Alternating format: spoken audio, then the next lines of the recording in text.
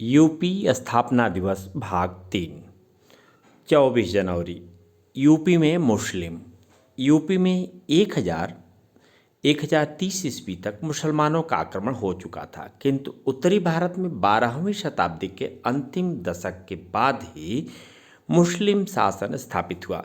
जब मोहम्मद गोरी ने गढ़वालों उत्तर प्रदेश पर शासन था और पूर्वी अवध के भाराशिव पासी वंश के अंतिम स्थानीय राजाओं को हराया था।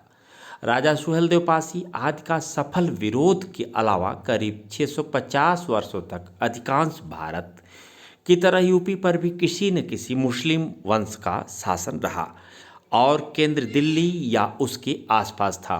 1526 ईस्वी में बाबर ने दिल्ली के सुल्तान इब्राहिम लोदी को हराया और मुगल वंश की नींव रखी।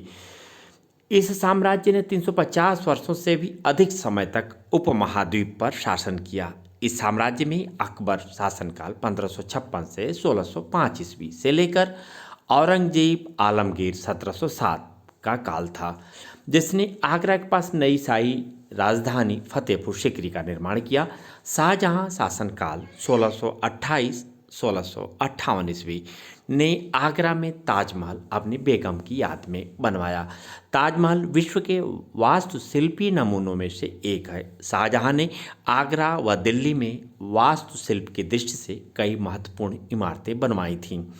अकबर ने वास्तुशिल्प, साहित्य, चित्रकला और संगीत विशेषज्ञों को नियुक्त किया था। उसने नया धर्म दीन इलाही चलाया।